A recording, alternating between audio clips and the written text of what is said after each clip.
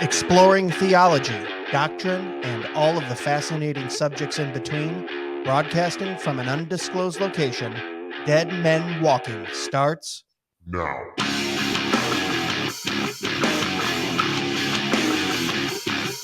Well, hello, everyone. Welcome back to another episode of Dead Men Walking Podcast. Thanks for coming along on the ride. We appreciate you visiting dmwpodcast.com, where you can find out more about us, support the show through our merch link as well. Got some snarky t-shirts on there. You can get our Wine 'em, Dine 'em, Romans 9 'em. That one's a good seller. We've got, what did we just put up? We just put up James White, vintage, getting real in the fifth wheel. We've sold a couple of those. He's out there in the fifth wheel doing his thing. And we love James White. He's been on the show and we support him. But yeah, go check it out. Support the show. We appreciate you telling a friend, all those good things. Also, too, we have sponsors for the show, and I want to tell you about these guys. You've heard about them for the last few weeks. Good guys. Page 50 is a distinctly Christian marketing agency striving to help Christians own businesses, grow and succeed in the digital age. They don't want to just make a paycheck. They want to change the world, and that means building it right alongside you. Page 50 doesn't just exist as a Christian alternative, but their goal is to put your business front and center in your market so that partnering together, they can continue to advance the kingdom of God in every corner possible. The mission is bigger than just Sunday. Page 50 wants to help Christians recapture the work week, economic and political influence, and the public square. Page 50 just doesn't work with just anyone, but if you're a believer, they want to work with you. So visit page50.com. That's spelled out PAGEFIFTY. And go check them out. Integrity, innovation, results, page 50. We love those brothers. They've helped us out on the podcast, helped out some people I know that own businesses, influencers in businesses, sales. They do SEO integration. They do website stuff. They'll get you hooked up on socials. They're just good guys all around. We appreciate them sponsoring the show. But with that being said and the business out of the way, we want to jump right into it today. I know we usually do a little talking and a little this and that, but I want to get right into our guest. He's a pastor, author. He's been on the podcast before, and I will say he was on probably within the first 4 or 5 months of the podcast being around. We're coming up on, 2020. So we just came up on 3 years. So we appreciate him lending us his time when we were just a new little sputtering podcast. He's the founder of relearn.org, and he has a new book out called Cover for Glory. I'm about 3/4 of the way through it, and we're going to talk about that today because this is something that I've been very curious about. I absolutely loved that I saw the forward was by our mutual friend, Pastor Joel Webbin, because Joel and I had discussions about this through text off and on. And when I saw this book, I said, I got to read it. We got to get him on the podcast and talk about it. It is Pastor Dale Partridge. How are you, Dale? Hey, brother. I'm excited to be here. Have a conversation that I think the church needs to have.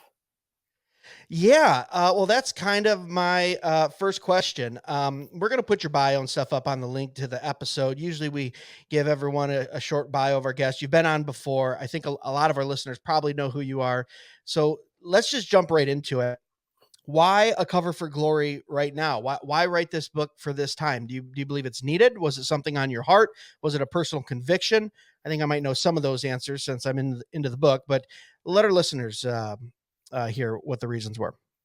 Yeah, so about 10 years ago, my wife and I had been confronted with this doctrine, and it was a conversation starter back then, and we did exegetical work on the text. I walked through it, piece by piece for maybe 2-3 months, and my wife actually came to a conviction of that doctrine with me together at the same time, and she's been covering her head for 10 years. And so this is not a new doctrine for us. And it's something that we've been walking out for some time. We did a podcast on it maybe 5 years ago, and it actually happens to be the most popular episode that we have on our podcast with over, 300 episodes or something like that we have now. Yeah. And so we noticed that there was a trend of the discussion continuing on. I think that Headcoverings for a season, maybe a decade ago, had a legalistic tone. They were characteristic of some of the groups in the church that had more of a legalistic doctrine and theology.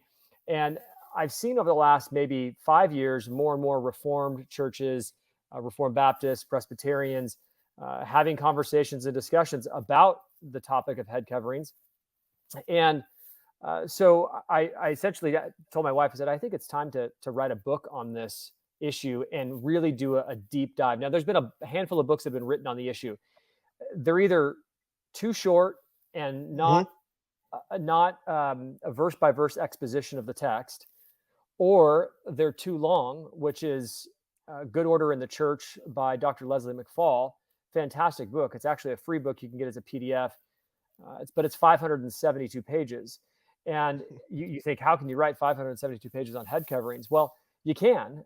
It talks deeper about the issue of headship. And so you cannot separate head coverings from headship. And so if you believe in the doctrine of headship, that's why we have head coverings.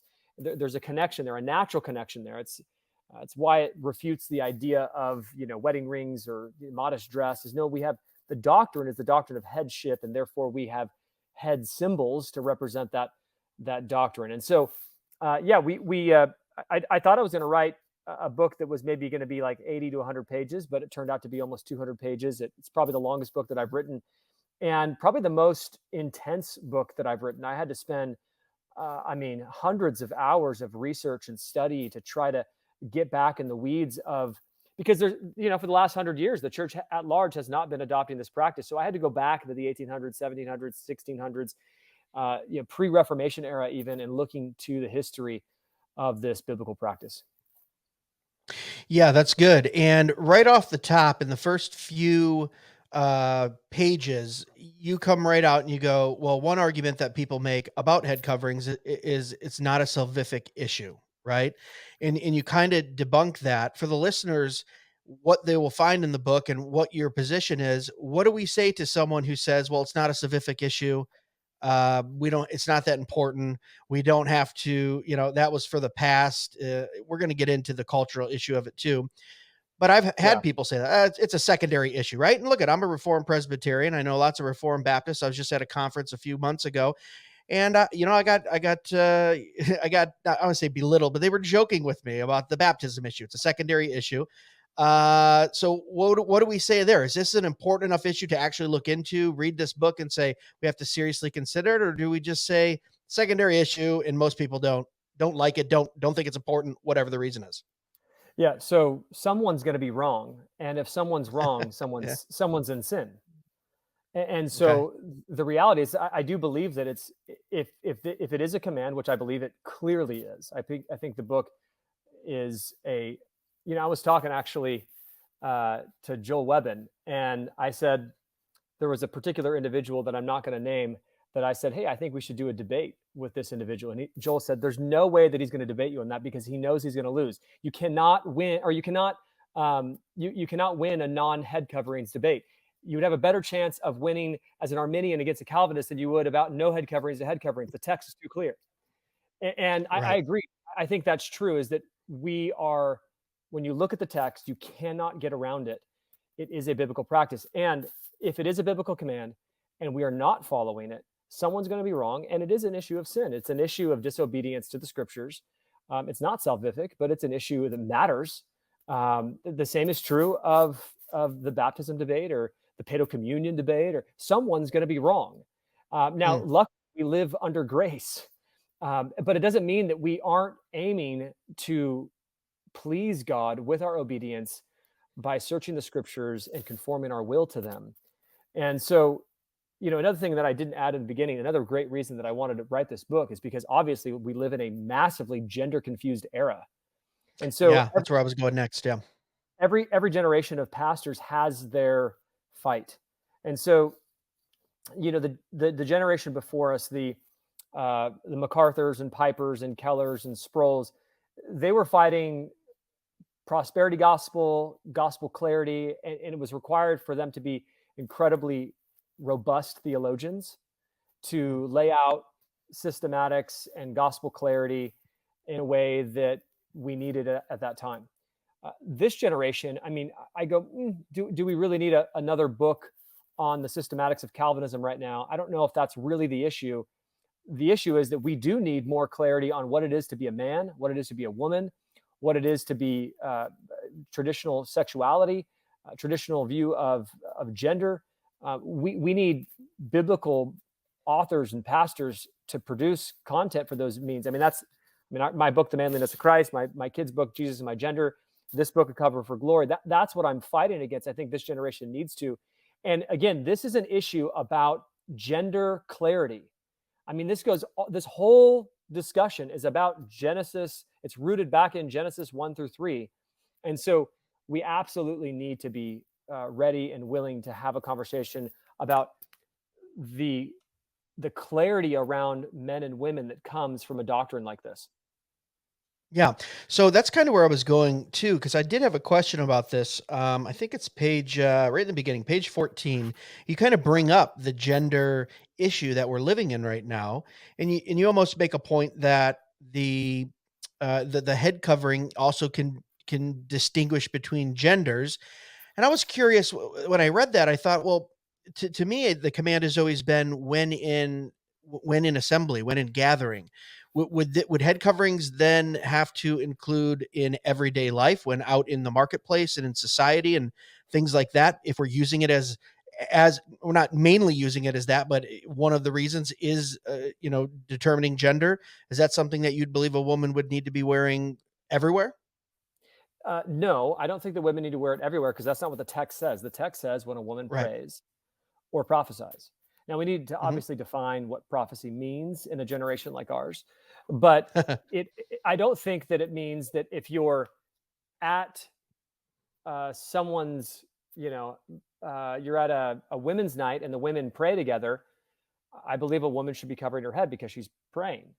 Now, and the thing is that imagine if we're all at a NASCAR event and they open up in prayer. Are you going to leave your hat on? No way. There's no way you're going to do that. If you're leading on Wednesday night a Bible study, are you going to wear a hat while you're preaching? Certainly not. No, And so, no. why are we going to be inconsistent where men always take their hats off when we're praying, wherever we are, but then say, oh, the head coverings are just for church?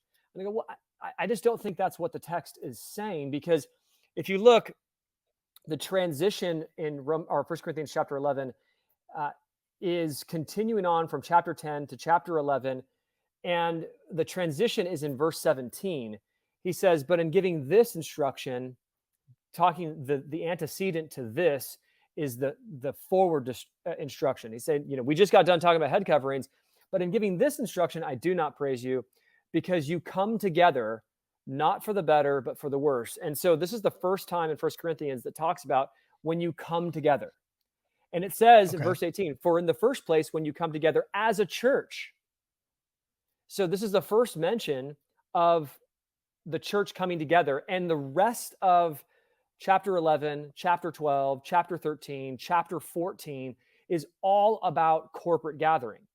And so I think Okay. that, yes, that 1 Corinthians chapter 11, 1 through 16 is the final piece of common Christian life.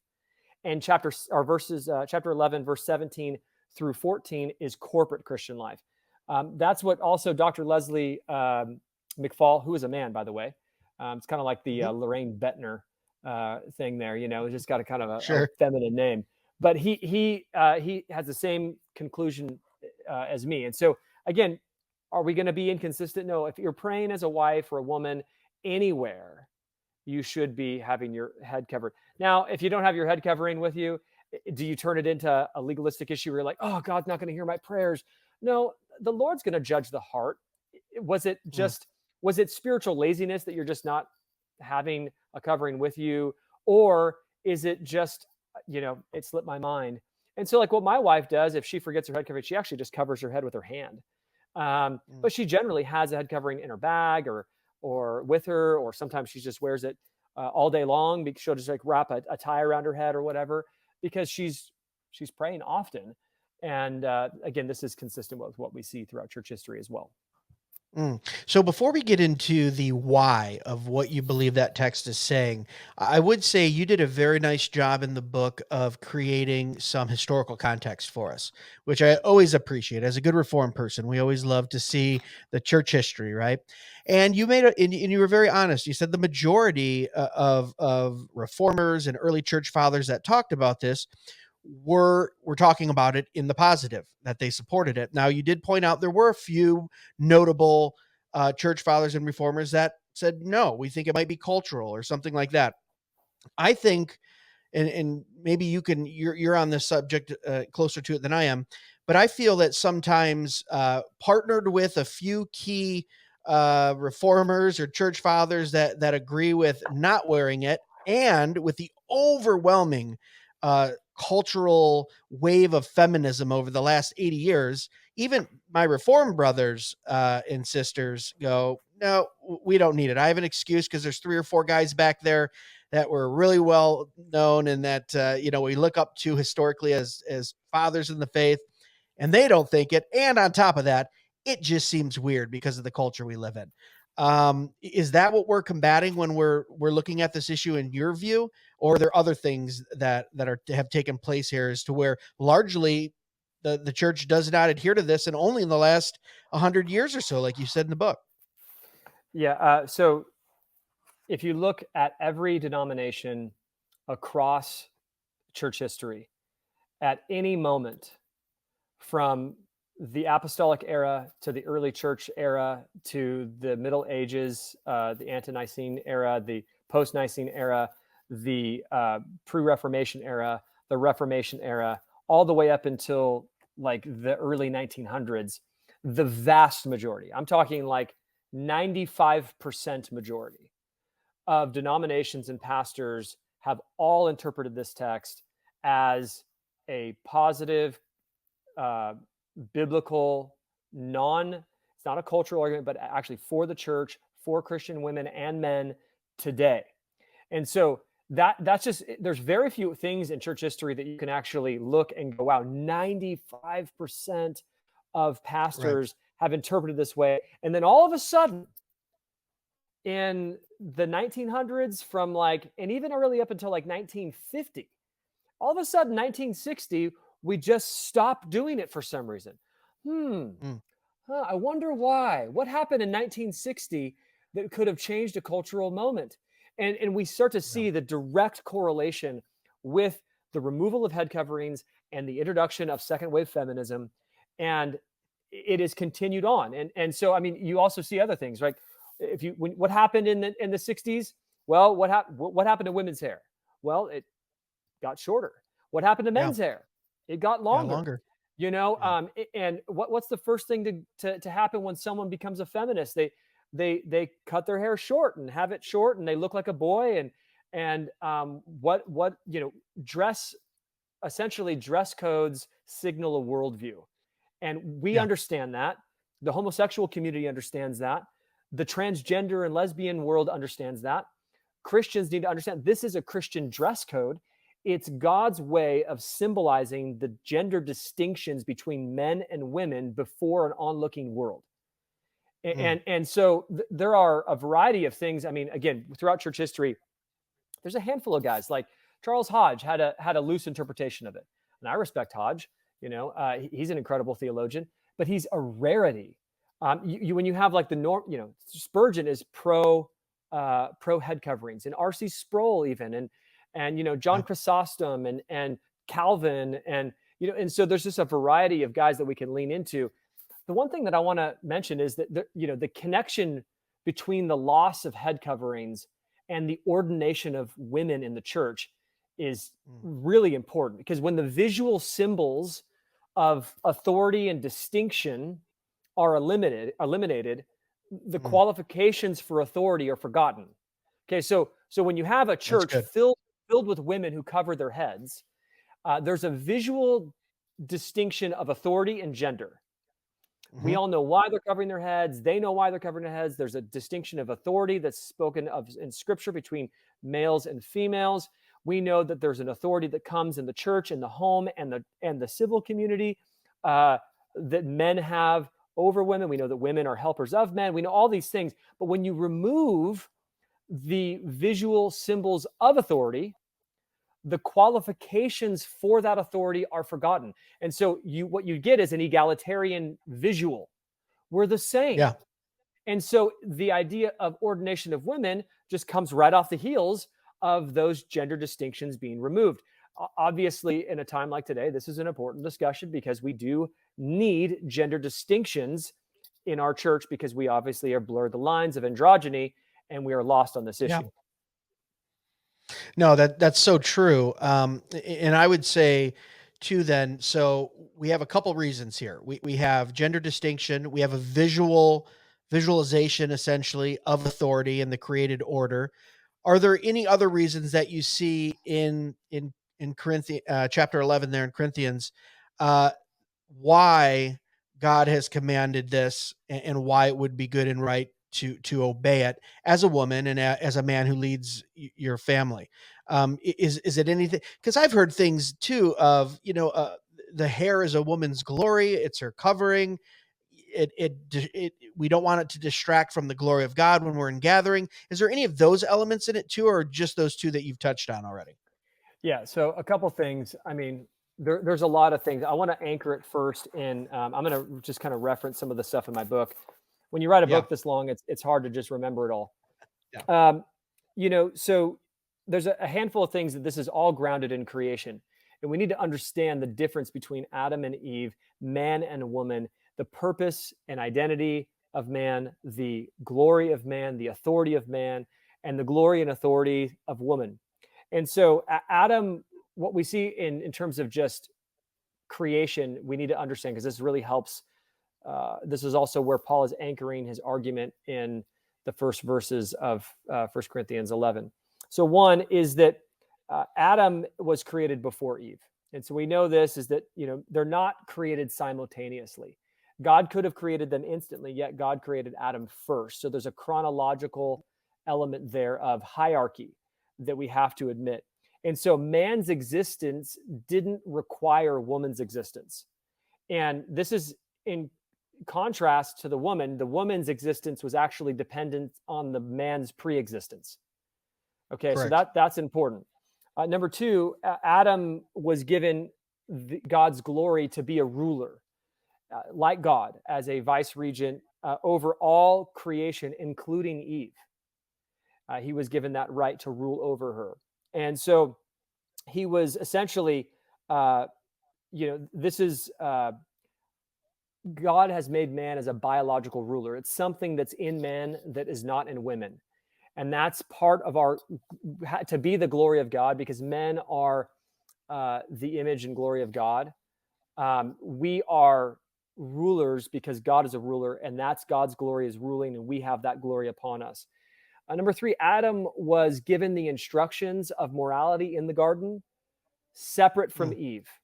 And so he becomes essentially the patriarchal representative for Eve, as well as in terms of he's responsible for Eve. I think I saw recently, um, Doug Wilson was talking about the concept of biblical patriarchy, and I think he did a really mhm. good job explaining that a man is responsible for his wife's sins. He's not guilty of them, but he's responsible for them. And we see actually Christ coming down, and he takes responsibility for the sins of the church. He's not Yeah. guilty of them, but he takes responsibility for it, paying for it on the cross. And so there's some beautiful imagery here. But Adam is authoritative over Eve because he has been given the instructions of morality in the garden.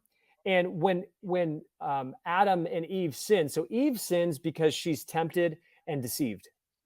Adam sins because he actually doesn't want to lose Eve. I mean, this is the general interpretation of this passage: is that Adam sins not because he's deceived, but because he actually loves his wife so much and he doesn't want to lose her. He knows what's going to happen because of what she did, so he actually Mm, joins with her, and so he sins willingly mm. versus her being deceived. This is obviously First Timothy chapter 2 mentions this concept as well.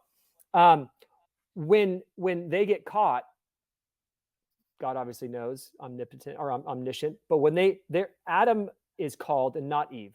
And so God doesn't look for Eve and talk to them both. He talks to Adam because Yeah. Adam's responsible for the sin of his wife. When Eve and Adam are, or when Adam is expelled from the garden, it doesn't say that Eve is expelled. The only one that is expelled is Adam, because Eve's expulsion is included within Adam's. And Right. so you start to see this, like, again, there's a different nature. Eve was given to Adam as a helper, and so there is again a sense of authority. There's no institution where the helper is actually the leader. No, Eve is made as a helper for man. And so these are important truths. Adam was given the right to name Eve and also name her sex.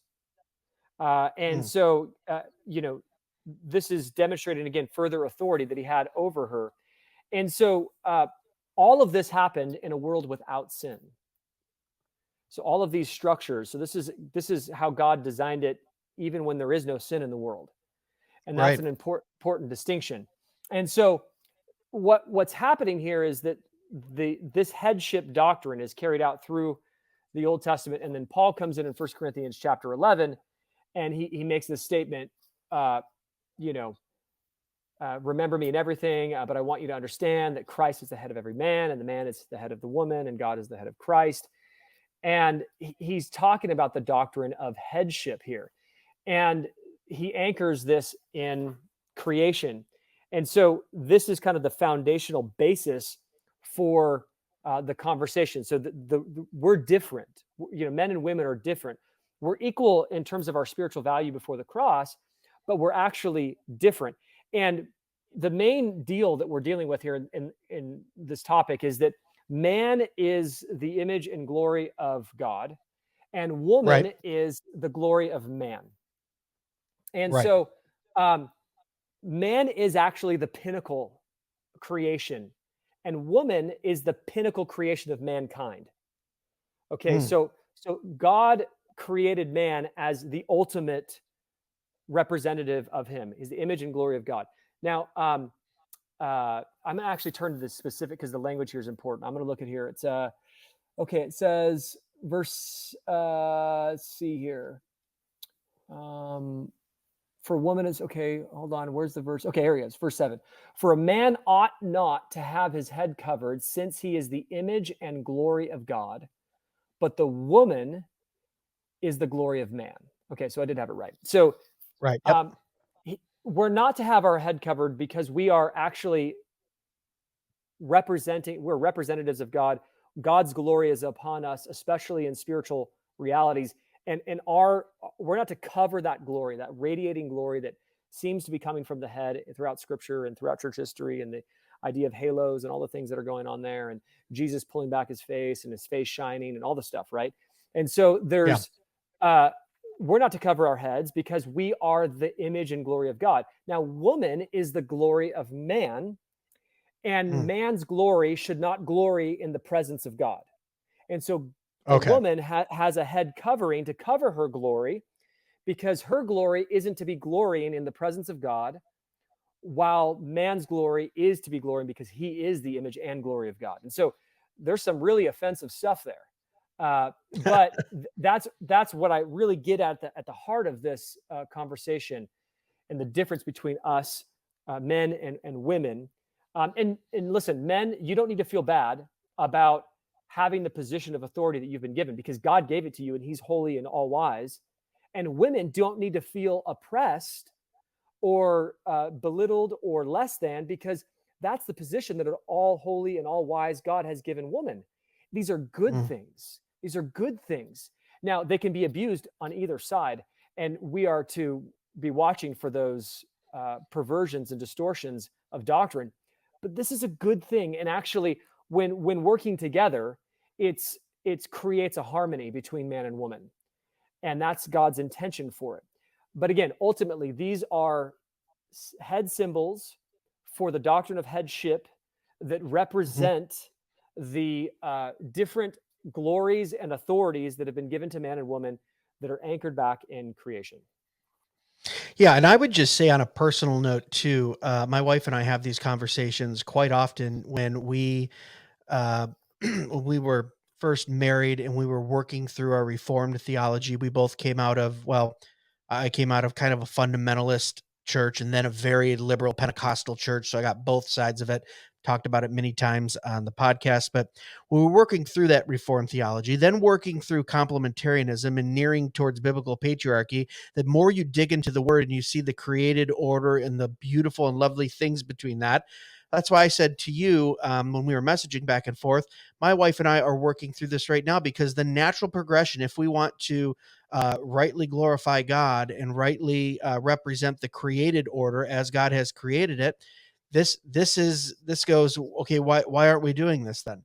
And it's such a beautiful thing. I have to say, my wife says, and look at, she went to post-secondary education, very smart. She managed 80 women in her early 20s, in retail, and could be a working professional woman if she wanted to, and be very, very good at it. But when the Lord saved us and we started working through that theology, she said to me a few years ago, there's nothing more freeing than being a helpmate to the head of the household, and then also knowing that the head of the household is submitting to Christ, as a woman. And Amen. now she stay at home, and we homeschool our children, and she couldn't be more free or more happy, um, with the way God created, because that's how he created both of us, and that created order, right? So I also want to try to give an example of that, because we have so many attacks of this, even within more conservative churches, of this is sexism, this is misogyny, it always goes towards, oh, you're manipulating a woman, or you're being oppressive over her.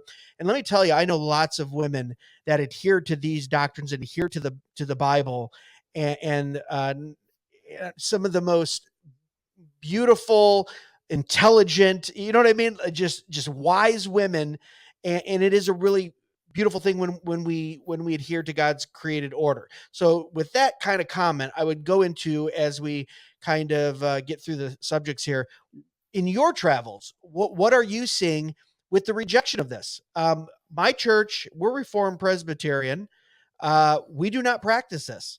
Yep. And we are pretty darn conservative in every other area in doctrine. I mean, we're outside of this, we would, I'd say we're an RC Sproul Presbyterian type thing. So, but I talk to Reformed Baptists. You talk to you go to non-denominational church. They look at you like, what are you, you're nuts. Right.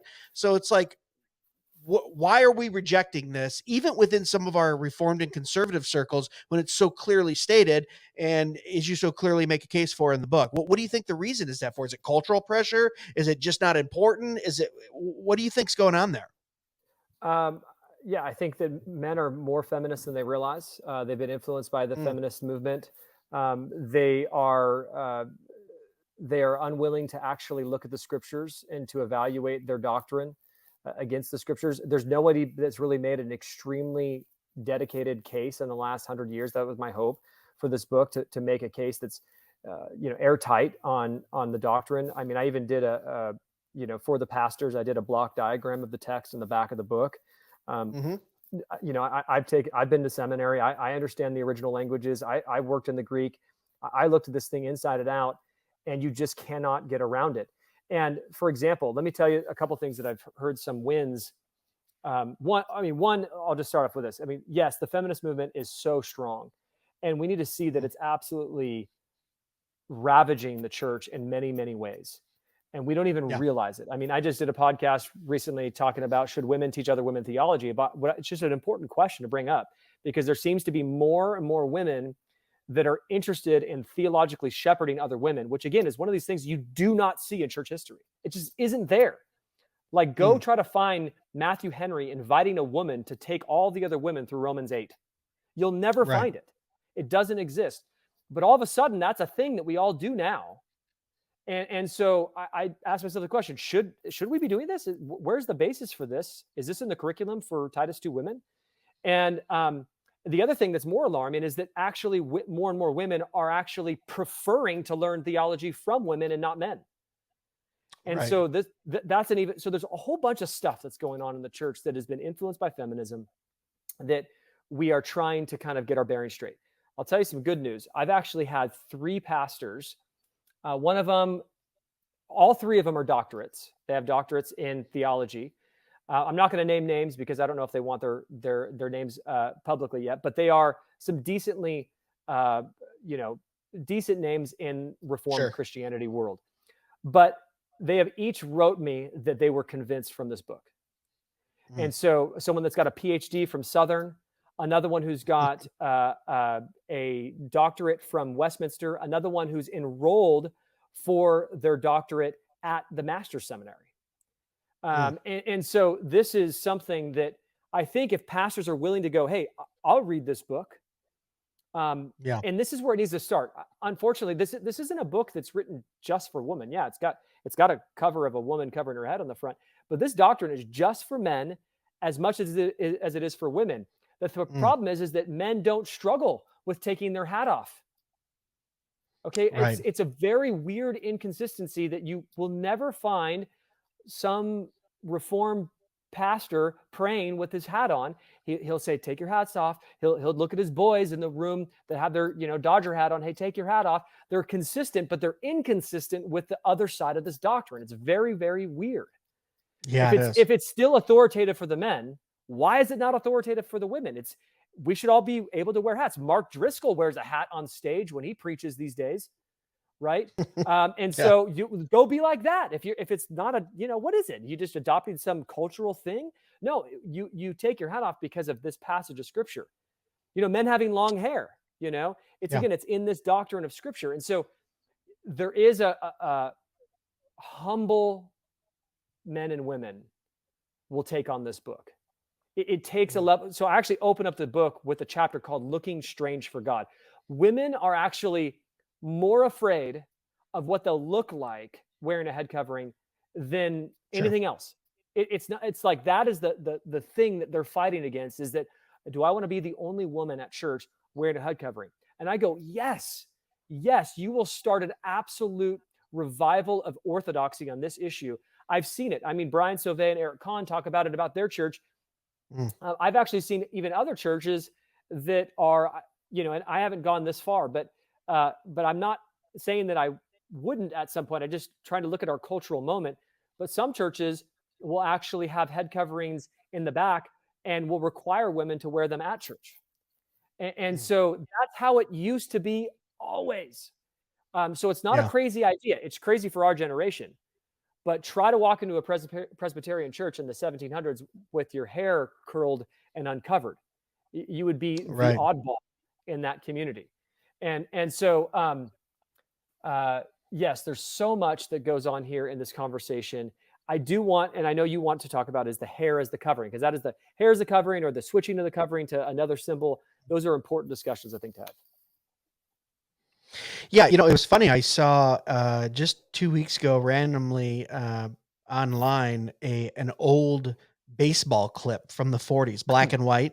And the speed was still real fast, and the looks like everything's in fast motion. It's that kind of, and it panned the audience, and of course, all the men were in suits and hats, and probably 95% of the women had on a head covering in public of some kind, whether it be a hat or a shawl and I just went, wow, that's like 1948. That's like younger than my grandfather.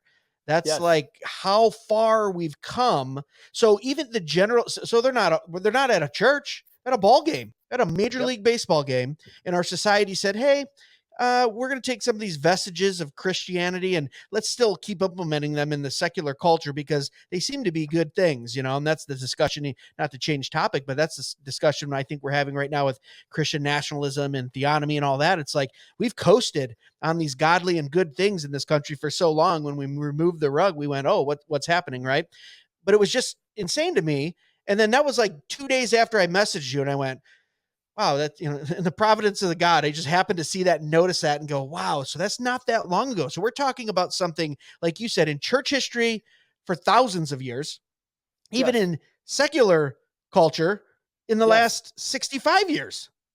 Well, So and you so actually, yeah, go ahead. you actually see even in the 1800s, the late 1800s, you start to see the feminist movement. There's actually like bonnet burnings. It's like a 1960s version of the bra burnings. It's just Wow. like a little bit more tame back then. You actually see also women actually doing feministic uh, protests where they all go up to the altar to take communion, and they all take their hats off together to take off the patriarchy or whatever they that I actually cite those things in the book. This is directly connected to the feminist movement, and Yeah. we have to realize that for 2000 years the church influenced the culture on this issue. Women were distinctly symbolizing their femininity visually, publicly, everywhere. Mhm. And all of a sudden the church stops, and the culture will always going to follow the church. So the church stops, and now we have a gender mess.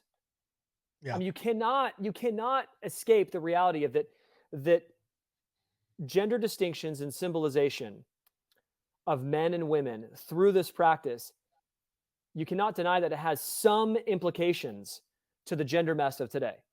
It's Yeah. obviously one of many factors, but it's absolutely connected. What's really crazy, and I don't want to get off track here as we kind of put bookends on this, but there was it's been going around on the internet. It was a very popular survey. I think Pew did the survey, if I remember, or Gallup maybe, but it was of 10 or 15,000 men between the ages of 18 and 45, and something like 63% of them are single or not looking for a mate. 63% of men don't want to essentially date or have intimate relationship. And this was, cross culture, cross board. And one of the main reasons why they gave when they did a follow up with give us a reason why, it was we're just not really attracted to the modern woman. Yep. And when you s and it they just said just in general, just the way they carry themselves, the way they talk, the way they dress, right? Now you would think if you were, outside in a non-believer, the way some of these women dress in public, you would go, "Oh, wow, that seems very attractive if I'm a red-blooded male." But they're saying even the way they carry themselves, the way they distinguish themselves from men, it's not attractive to us. And when you just said, going back to what bonnet burnings and things like that, and even in the 1800s into the 1950s, you had a very distinct difference between male and female, even in the public sphere. And I would argue, if you watch any good John Wayne movie, that's what makes the woman attractive. And I'm not just saying in the sexual point. I'm saying in the attractiveness, as in a mate, as in you're different from me, as in you have characteristics that complement me as man to woman. And now we've totally lost that. And you bring it up very well in the book too, that the 60s pretty much sexual revolution, but it just went haywire. That's where we get CRT and everything from the 70s and gender stuff.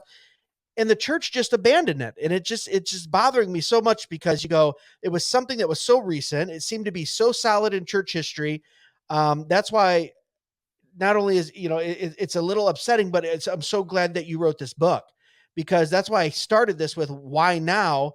And I think we're tracking in the same place to where we've gotten so far off course in 50, 60 years, and we're not talking about this. Um, so I really do Yeah. appreciate where you're coming from in that. Oh, go ahead. Yeah. I mean, think about this. Like, a woman with a covering on looks beautiful. I don't know if you, I mean, the cover of this book, this woman just looks eloquent, Yeah. and delicate and beautiful. And, it's because women look good with long hair. And that's what I want to talk about in terms of, the verse that says, a woman's been given her hair for a covering. Well, it's talking about nature, in the sense that God has designed men to look good with short hair, and Mm. women to look good with long hair. It's actually innate. Every tribe, nation, and tongue, that's a general principle, the normative reality. There's actually studies that I show in the book, that men, the first thing a man notices about a woman is her, 74% of men said the first thing they notice about a woman is her hair. Yeah. It's actually more important than breasts, butts, body size, all that stuff. Yeah. I mean, seriously, people are like, men are just attracted to a woman's hair. Every fashion magazine on earth understands this, because it's a magazine, and it's her hair's like flying all over the place, you know. And so a bald woman is appalling. Yeah. Now, a bald man is not. And Yeah. so now I know that there's women that have certain circumstances that they have to lose their hair. And a lot of them wear wigs, they wear head covering. And that's not to be shameful because of those circumstances. But women that actually cut themselves or cut their hair short, it's not attractive. Yeah. And it's showing, what I want to say here is that the idea of a shawl being on a woman's head, it looks beautiful because hair, long things in a woman's face it frames her face. It's a beautiful thing. Sure. And this is something that we see throughout even the world. It's not something that's just in the Christian church. But what I want you to see is in early church history, people always say, "Oh, this is a cultural thing." I'm like, no, it's not. In fact, when the time this was written, it was the men that covered their heads while praying, and it was a Greek and Roman practice to do so. And Paul is saying, no, this isn't a cultural practice. This is a countercultural practice. Men, even in the Jewish culture, covered their heads. Paul's Yeah. creating a brand new practice. Men uncover their heads and women cover it. And I put lots of citations and study and research. You could find the images that are carved in marble that are still in Rome right now of the statues of these things there. So they're there. As it pertains to this idea of for the hair is given to her for a covering. A lot of people are like, oh, boom, like that's it. The hair's the covering. It's right there. Case closed. We don't need head coverings. You're an idiot, Dale. Let's move on. And so, again, of all the arguments, I actually think this is the weakest of the argument because Paul says in verse 6, if you read in chapter 11, verse 6, he says, for if a woman does not cover her head, let her also have her hair cut off. But if it is disgraceful for a woman to have her hair cut off or her head shaved, let her be covered. So, in other words, if the hair is viewed as a head covering, why would Paul say, for if a woman does not cover her head, let her hair also be cut off? And so I just slow down with me just for a second. I want you to read this. Sure. If you look at this text carefully, you would have to read the text like this. For if a woman does not cover her head with hair, let her hair also be cut off. The interpretation creates like a logical contradiction, and it reveals that Paul's talking about an external covering, not the woman's hair. In addition, the fact that Paul commands covering only during certain circumstances and functions, praying and prophesying, it's evidence that he's instructing the use of a removable covering, because if the hair was a covering that he had in view, then they would always be covered in all functions because women don't take off their hair. And so, when you look at these distinctions, they're important. So if the hair is the covering that Paul's calling for, why would Paul even have to write them to tell them to cover their head? Because again, women aren't in the habit of taking off their hair. And so what would that even mean? And so the other thing is that you just go like, why even write like a 16 verse text to tell women to cover their heads with hair when they don't ever take their hair off? No, it's got to be an external covering. The Greek shows that it's an external covering. I use example after example over that. So that is like clearly just an easy issue to deal with. It's in the book more clearly. The second thing that people talk about, and this is like MacArthur or Doug Wilson even, that they'll talk about like a wedding ring or modesty can replace the symbol. And again, I just think this is just a bad argument, because when in scripture are you allowed to separate the principle from the symbol? So let's just go, hey, you know what? I know baptism's about water, but let's use another element. Let's use wind. Like when are you going to separate the symbol from the principle? Hey, I know it's wine and bread, but we could use Cinnamon Toast Crunch. I mean, we're not going to separate the symbol from the principle anywhere else. And so to separate the symbol from the principle here is absurd, because it's an inconsistent hermeneutic. And so there's things like that. Again, when you look at the text from every possible angle, I think that people are going to arrive at, you go, all right. And I would rather be obedient to this passage of scripture and find out that I was wrong than disobedient to this passage of scripture and find out that I was right. And so R.C. Sproul talks about this. Is the greater risk is on the person who chooses to say that it's not for today. Yeah, not for today. The greater risk lays on them.